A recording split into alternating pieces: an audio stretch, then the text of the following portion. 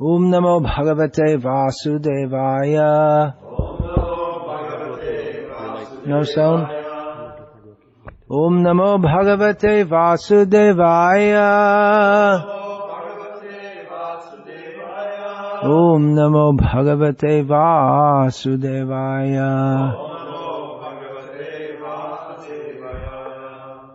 So, this microphone looks like a bona fide microphone, but it's not performing its dharma.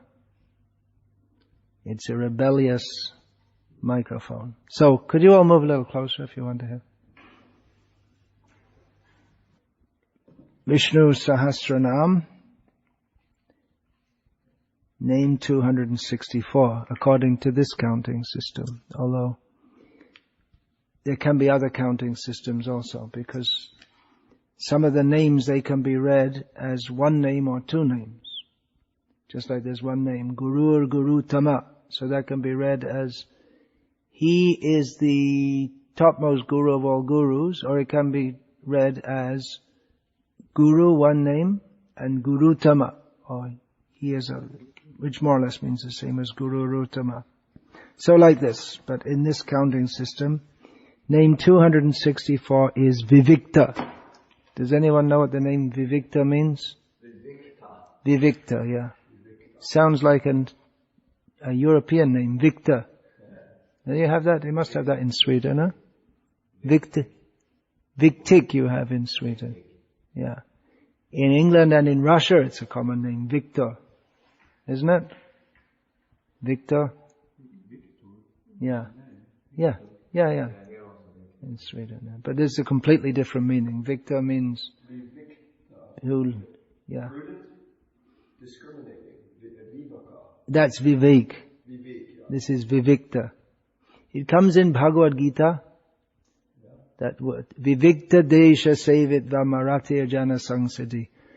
Krishna describes the person Viviktah desha. He means he lives in a separate place. So, he lives alone, solitary. That's one of the qualities of knowledge. So Viviktah means alone, solitary, separate, or one of the meanings is given as discriminative, yes. Although generally the term used is Viveka for that. Profound, yeah, that's also there. So the first meaning is alone, solitary, separate. And the acharyas, they describe this to mean unique. He's separate from all other. In one sense, he's not separate because nothing can be separate from him. There's nothing that can exist separate from him. And our perception of being separate from him, that is called maya, illusion, because nothing is or can be separate from him.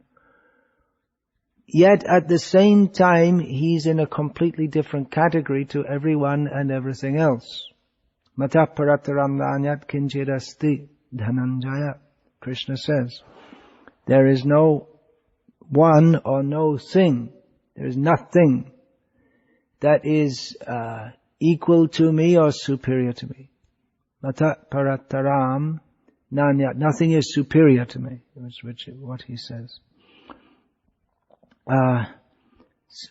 So even though he is in one sense known different from everything, at the same time he's also aloof, separate, different in the sense that he is superior to all others. That's why sometimes it's said that it's understood that to be superior to all others, to be in the highest position, people aspire to be in the highest position, but it's a lonely position.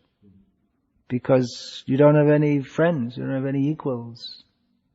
So we see that Krishna, although he's the Supreme Personality of Godhead, unique, he makes himself subordinate to his devotees. Therefore his Vrajalila for friendship and love and companionship.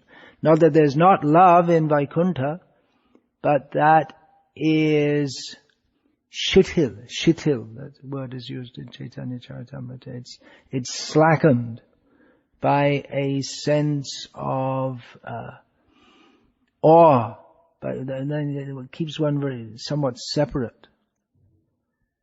Arjuna in Bhagavad Gita, after seeing the universal form, he apologized to Krishna that I used to address you. Saketi matva prasabang. What is it? Hey Yadava. I'm not forgetting now. I used to address you in friendly words, joking. But Srila Prabhupada noted that Arjuna, by apologizing for that, he is actually coming down in his relationship with Krishna. You looking up the verse? You looking up the verse? Sakheti matva. And if you just look up Sakheti, you'll get it. Sakheti. Because although by realizing Krishna's uniqueness, he became more distant from Krishna. Now the Mayavadis, this whole Vishnu Sahasranama can be understood as a pitch against Advaitavad. The idea that everything is all one. Because there's this idea that Atma equals Brahma. The individual soul is spiritual. Well, that's true. That's not untrue. But to think that because of that, each living being is God, that's a misunderstanding. Each living being is a sample of God.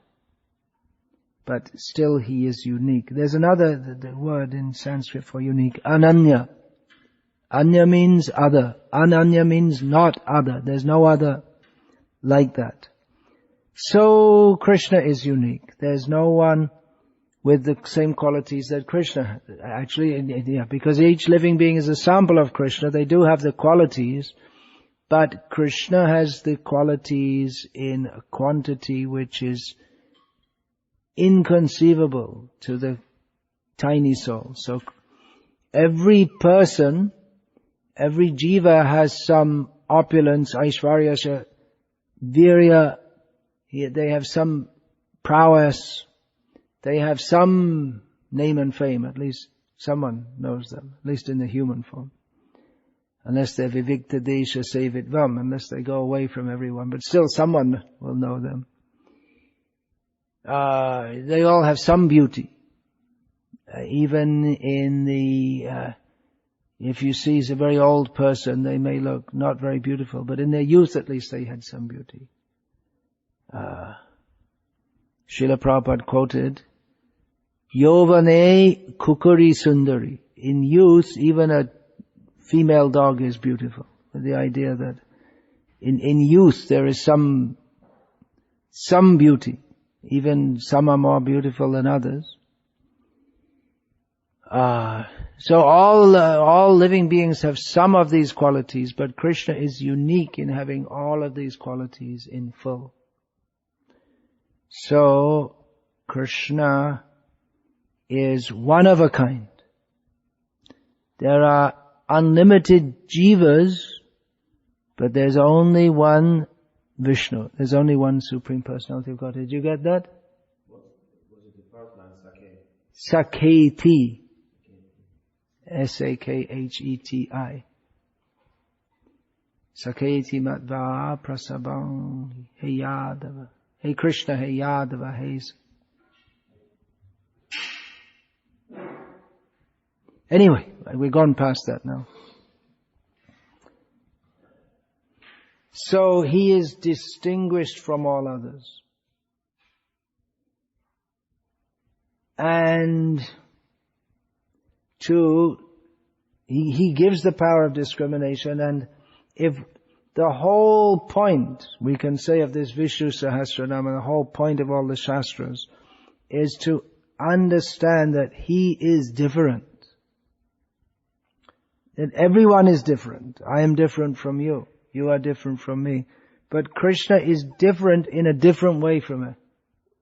We're all different from each other, but Krishna is different to us in a different way than we are different to everyone else. So, many of his qualities we'll find they appear to be contradictory. Just like the very name Vishnu Sahasranama, Vishnu, that name was just given here in Vishnu Sahasranama for the second time. So Vishnu means all-pervading, but at the same time he's different from everything. Mayatatamidam sarvam jagadavyaktam murtinamat sthani sarvabhutani nachahang teshvavastitaha. Even Krishna says, this whole universe is pervaded by me, still everything is separate from me. So how is that possible? This is not possible to understand by mundane logic, although it appears that in recent times, those who are studying quantum physics, they're coming a little close to this understanding, but they won't. That something can be one thing and something else at the same time. It can be the same as something and something else at the same time. But they'll never get a clear idea unless they hear from the Vaishnava acharyas. Mostly they gravitate, or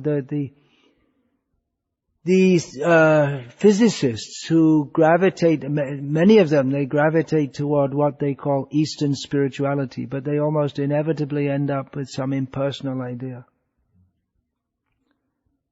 They have to go beyond that. They have to hear from the Vaishnava acharyas about how Krishna is the Supreme Personality of Godhead. He is that person who is different from everyone, who gives personality to everyone else. We're all persons because we are different from and reflections of Krishna. So this name, Viviktah, separate, different, it's a very important name because this idea that everything is all one, it's all pervasive. No, it's pervasive. So that's not incorrect, but unless we see the difference, then our spiritual understanding is incomplete. So Krishna is different. Everything is different from everything else, but Krishna is different from everything in a different way to everyone else because he is different, not just that he's another person, but he is different in as much as he has all qualities in full, and he is the source of all qualities of all others. He is a different kind of person. Different kind of person. All others are dependent upon him, and he is independent.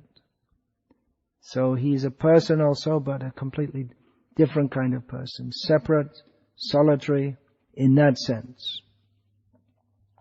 The famous statement of the Vedas, Dva Suparna Sayuja Sakhaya, that there are two birds in the tree. One is eating the fruits and enjoying or suffering, and the other is simply observing. So the other who is simply observing means that is the super soul, Paramatma, who is overseeing the living beings within this world. So he's separate. He's there, but he's separate. He's not engaging in the same activities as the conditioned soul. He's unique. How many ways is he unique in? In every way. Another way that he's unique, apart from his qualities being so much greater than, and of a different quality to those of the jivas. We have some strength, just like I can pick up some weight. But Krishna's strength is not only that he can create, maintain, and destroy millions of universes. His strength is so much greater than ours. It's in a different category.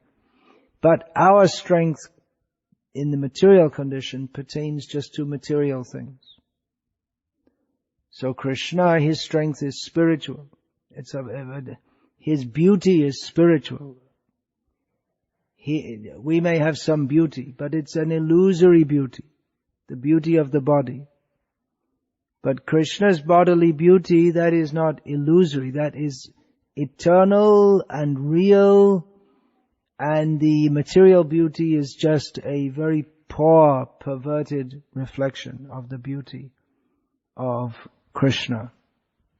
So, now another way that he's unique, Namang karmani limpanti. He is untouched by the effects of action. He performs activities, but he does not reap karmic results from doing so. Whatever anyone does in this material world, then for every action there is a reaction.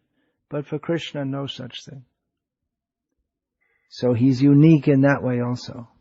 His activities are extraordinary. He comes to this world and he performs activities and he does all kinds of things, just like Girivaradhari. He's lifting up with his right hand in this picture. Unless the photo is put round the wrong way. It's funny, this from Nathdwara, you'd think they'd know better. But anyway, maybe sometimes he does pick it up with his right hand.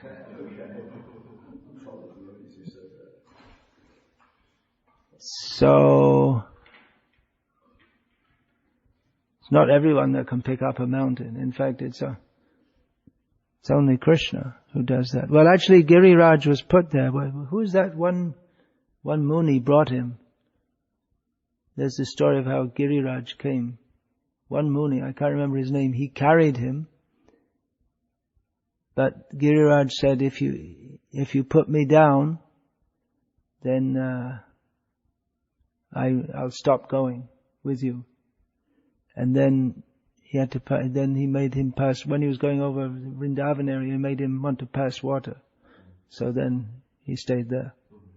I can't remember exactly. It's in Garga Samhita. So Krishna's activities are extraordinary. Single-handedly, he defeated all the forces of Jarasandha. Then later on, Jayadratha thought that the sun had set and that Arjuna would have to enter into fire, but Krishna fooled them all and made the sun stay up or brought it back up again. Now if we think about that, you all know that story how Jayadratha was running away, keeping a distance from Arjuna because Arjuna had vowed, tomorrow I'll either kill Jayadratha or I'll enter into fire and kill myself. So the end of the day came and Jayadratha thought, okay, now I'm safe. And Arjuna has to die by his own vow. But then Krishna made the sun came back up again. Now you may think, well, how is that possible? That would disturb the whole universal function. Because all the planets are dependent on the sun, at least within this solar system, if we accept Western astronomy. But anyway, Krishna can do it. He's unique. We don't know how, but he can do. You can't do, I can't do, Stephen Hawking can't do, President Obama, he can't do, but Krishna, he can do. He's unique. He can do anything he likes.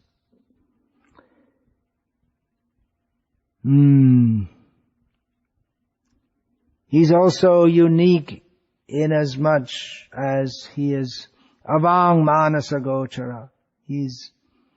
Even though he is the goal of all religion, all meditation, all austerities, Narayana Paraveda, or that Vasudeva Paraveda, Vasudeva Paramagada.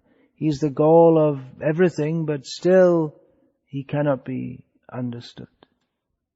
So he's unique in that sense. When he reveals himself, then he can be understood. So, another way, he's both inside and outside of everything. So in so many ways, if we're to consider how Krishna is unique, he's unique in every respect, and in any way that we could think of. Krishna is always different, and it is his kindness that he makes himself available to the devotees. That is His great kindness. He's not a distant God, but He makes Himself available. Then the next name, 265, Srutisagarah. Shruti means that which is heard. It means the Vedic literature. And Sagara means the ocean. So it can mean that the Vedic literatures are just like a great ocean, and Krishna, He is the goal of that, or He is non-different from that. Or it means that the Shruti, the Vedas, all the different pronouncements of the Vedas, they are like rivers which flow into the ocean, who is Krishna. Krishna is a great ocean. And all the Vedas, they go toward Krishna. Vedaischa saverahameva vedyaha.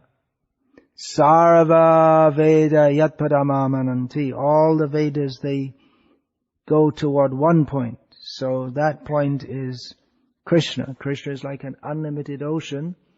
And the Vedas, they are like rivers. Rivers, they go to the ocean. They add their water to the ocean, but each of the Vedas, it's just like the ocean is made up of the waters of so many different rivers. At the same time, the ocean is not dependent on the rivers. So in the same way, all the Vedas, they describe in different ways and different angles and different respects. They're all different rivers, but they all come to the same point, Krishna. And all of them, if we compare a river to the ocean, the river is very small compared to the ocean. So the river that can give a little water, but the ocean is unlimited water. So the Vedas, all the Vedas, they're the four Vedas, the Brahmanas, the Aranyakas, the Upanishads, and they all speak in different ways, and they all give some idea. But they can't fully describe Krishna, who's like a great ocean compared to the rivers. So the Vedas, they have a specific point, just like the rivers.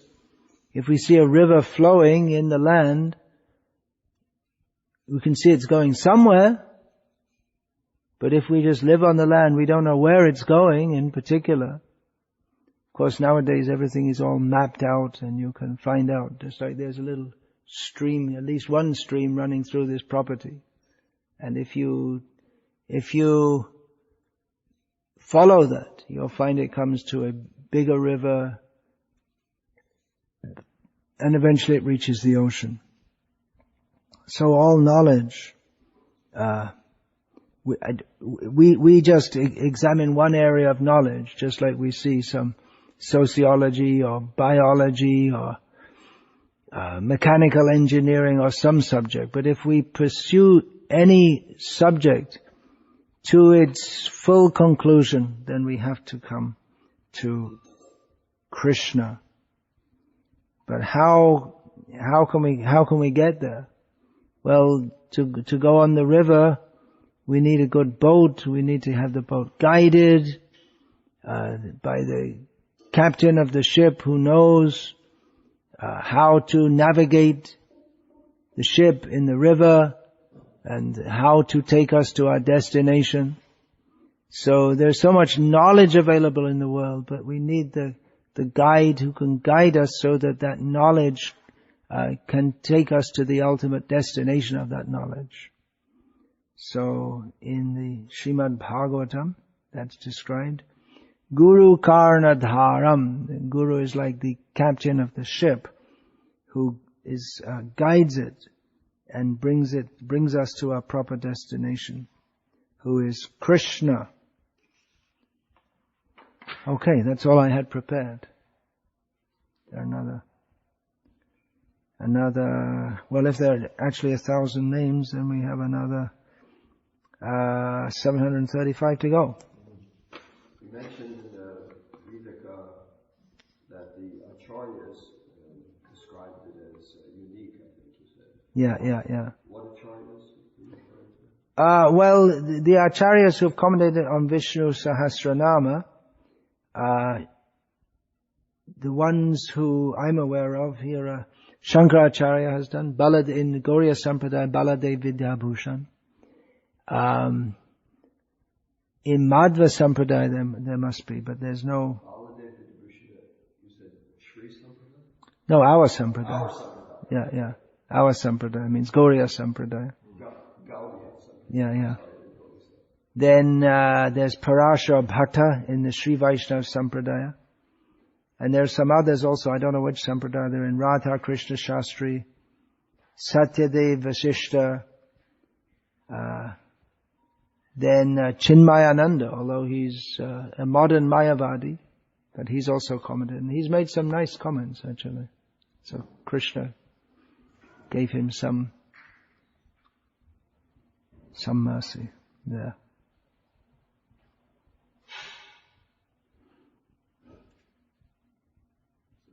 Sometimes you can even give the devil its due in terms of the Mayavadis. Mayavadis, if they make some good comment. I read in one of Srila Prabhupada's conversations, he even praised something that Vivekananda had said. And he didn't generally praise anything that he said about Vivekananda, if I had been in power, I would have hanged him. That's also in the conversations. But there was some comment. It was something about Western civilization. I can't remember just now. But he said something like that. Yeah. We can quote so many things from Shankara. Basically we're against his philosophy, but that Narayana Parovyaktat, Srila Prabhupada always commented, and then there are many. Shabda Jala Maharanyam Kevala Chitta. What is it? Kevala Chitta Brahmanam. I can't remember exactly that. Which one? Just now? No. I don't know where it's from. Shankara, yeah. There's some, it means that, words are like a great forest which simply bewilder the mind. So, that also in Gita, Krishna warns us not to be. When one's intelligence has come out of the... Moha Kalilam. Yeah. Yadate Moha Kalilam. Yeah. There's some, I read, so there's some very nice things actually Shankara said about great saints. I have a Kali Yuga memory, I can't remember. But basically his philosophy we don't accept. But there's some good things there also. Yeah.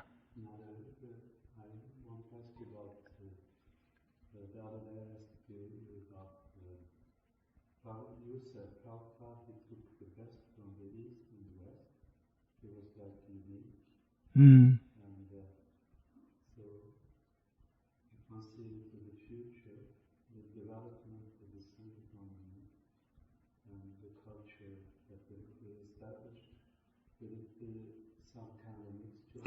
In the future, will the culture, as the Sankirtan movement spreads, will it be a mixture of Western and Eastern? I would hope that it's transcendental.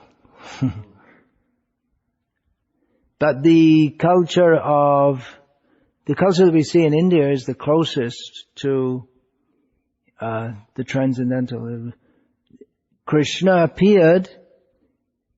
We understand that he appeared in the situation that he appeared, that Gokul is a facsimile of Golok. So how Krishna behaves, how he dances, the music, the dress, the food, it's all Krishna's eternal Leela, manifest on this plane. Similarly, there's this idea, well, Chaitanya Mahaprabhu, he just dressed the same way as everyone else around him. You heard that one? So we should just dress the way as everyone else. But Chaitanya Mahaprabhu manifested his dham. He always dresses like that, the way that he dressed. So, modern Indian culture is mixed up with all kinds of funny ideas and funny practice. We can't say it's pure Vedic culture, but it's there's definitely more to be learned culturally from India than from the West.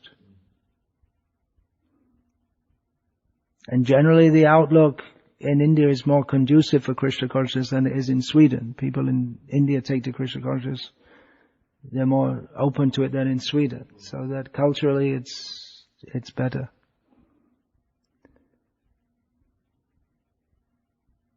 This, just like a punctuality, that may not be so important in a culture where you're not rushing around, you have to be on work on time. We don't read that Radha and Krishna have a stopwatch to time all their activities. When the sun comes up, just like Udilo Aruna Puraba Bhage Dvijamani Gaura Amani Jage, when the sun comes up, people start to move around. Maybe not very practical in Sweden, where the sun's movement is quite irregular. In one season, it's quite different to another season. We adjust by summer and winter daylight saving time. We're very intelligent. Yeah, just like that, but it doesn't help much when there's so much difference.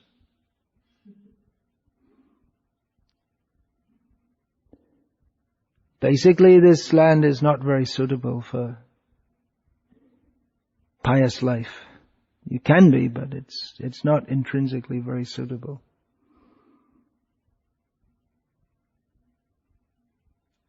I was thinking about this Siddhanta You can use all modern technology, yeah, but Srila Prabhupada, he gave the example of you, to cut a tree, you get an axe, and the handle of the axe is made out of wood from a tree. So you use wood to cut wood. But our aim is not that we want to perpetuate this machine civilization, which actually destroys good qualities of human beings. But we can use its facilities while it's there to preach Krishna consciousness, but it's not our aim to perpetuate this. Srila Prabhupada wanted to set up communities with simple living. Because this machine civilization, it makes you work unnecessarily complex. When Prabhupada was here 40 years ago this month, when he was reading in the morning Bhagavatam class from the yet unpublished 5th canto, 5th chapter, and there was Nayam Devo Bhajani. Yeah. He categorically condemned this, civilization to work hard and he really encouraged the effort. It was just this aristocratic soul. It was just a small random house outside the Stockholm. Srila Prabhupada is really pushing this, yeah. Yeah. He said that the government here in this country will tax you extra because you're, so that you cannot farm. But then he went on to say, well, not just this country, every country is basically the same challenge. So he had hopes that now we're seeing it, that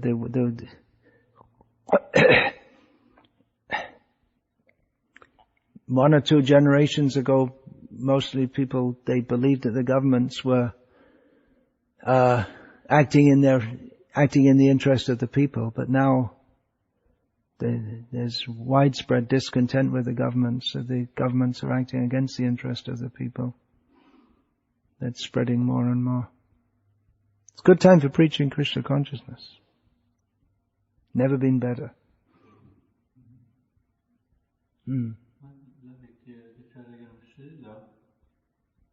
Can you worship? Usually it is you worship the Shalagam like Lord Vishnu, Lord Narayan. But can you also worship the Shalagam in another mood? Can you worship Shalagam Shila as Krishna? Yes. I'm not an expert on this, but we see in all traditional Krishna temples in India, they do so. And probably the world's greatest authority on Shilas is this, what's his name? Is it Padmalochan? Padmalochan Goswami at the Radharaman temple in Vrindavan. His father was great authority. And he's also.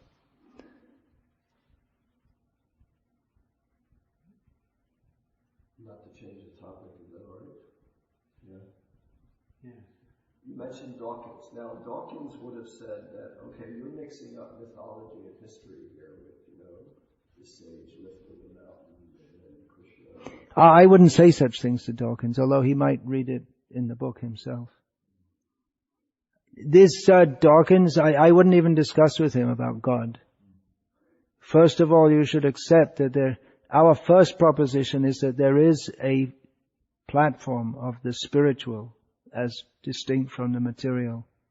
First if we're going to talk about God, we're talking about a spiritual being. So first of all, let us understand what is the difference between spirit and matter, or accept that. That's how I would start with him. It's futile to speak of God if we, first of all, we have to understand what is the spirit. So first of all, you should accept that spirit is different from matter. That is our proposition. That I would discuss with him. Consciousness is not produced of matter.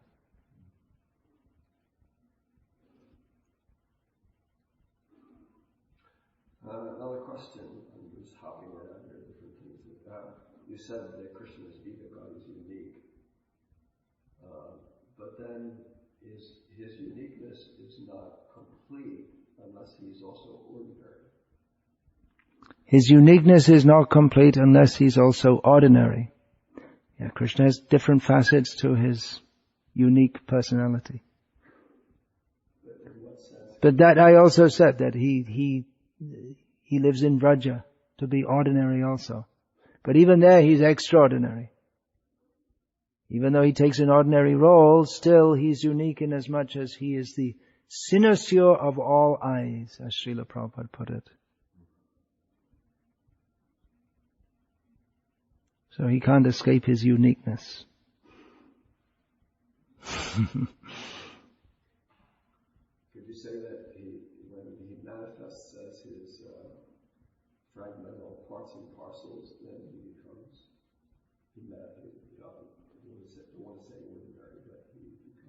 when he manifests as his parts and parcels, then he becomes ordinary. You have to be a little careful with such a statement. That's bordering on Mayavad, to say that God becomes the jivas.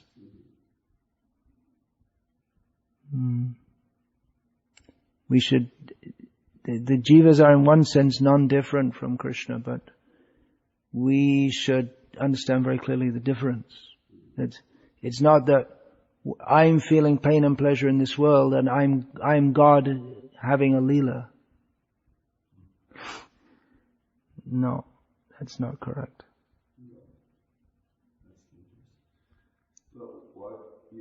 You mentioned that it's lonely at the top, being unique. Yeah. For an ordinary person, but for Krishna it's not. For Krishna it's not lonely. No, Krishna is never lonely. But we do find those statements in Chaitanya Charitamrita that the intimacy of the devotees are so intimate that they scold him, they please him much more by doing so than the pleasure he gets from hearing the Vedic hymns. So intimacy is, that the non-uniqueness where someone thinks that Krishna, we are equals, so I can behave in a familiar way with Krishna. That's more intimate, more loving.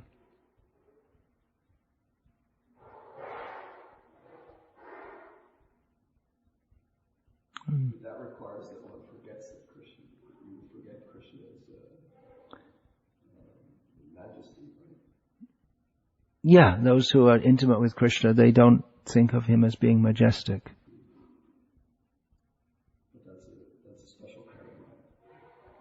Yeah. And the ocean, Srutisagarah, what number was this? Srutisagarah is 265. Who compiled the 1,000 names? Vishnu Sahasranama is spoken by Bhishma Dev in Mahabharata. There are other Vishnu Sahasranams, but that's the most well-known and famous. What's the context in the Mahabharata? Context is that Yudhishthira asks Bhishma, while Bhishma Pitamaha is lying on his bed of arrows, that what is the best, most auspicious activity? And he says, chanting the names of Vishnu. And then he recites the Vishnu Sahasranama.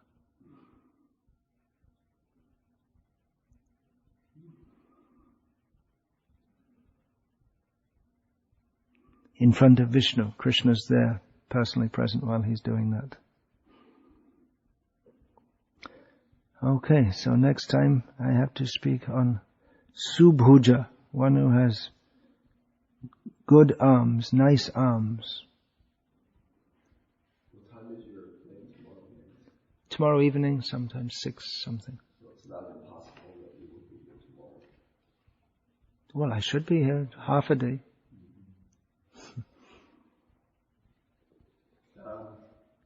Swami,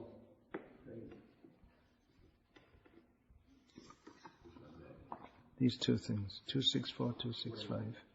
when you mentioned how Prabhupada was appreciating Viviktah, Well, Prabhupada appreciating Vivekananda, he found something he said was good. That's all. But overall, I wouldn't call it appreciation of Vivekananda. I'm going to say, when your book came out about Bhakti, my God, then I was so enthusiastic. I wrote you and said, this is certainly the definitive. This will prove to be the definitive biography of Bhakti. But I wonder if you think that there's room for other biographies. Room for other biographies? There can be many biographies of Bhaktisiddhanta Saraswati Thakur. He's a great personality. There should be. Just like Mahatma Gandhi's had several biographies about him, and he's nothing compared to Bhaktisiddhanta Saraswati. So there should be many biographical works. Srila Prabhupada, there have been so many biographical works. Even from the academic point of view? Academic point of view is useless point of view. So forget that. It should be devotional. I mean, academic, devotional, academic if it's within devotion, that's alright. But if it's just academic, then what's the use? Bhaktisiddhanta Saraswati, he was so much against this so-called academic without being guided by Guru, Sadhu and Shastra. But academic and devotion, you said If we're going to study Bhaktisiddhanta Saraswati Thakur, it has to be scholarly, because you can't, what will you understand otherwise? He himself is so scholarly. But it should be guided by Guru, Sadhu and Shastra. Otherwise, anything, it's useless without that. Useless at best.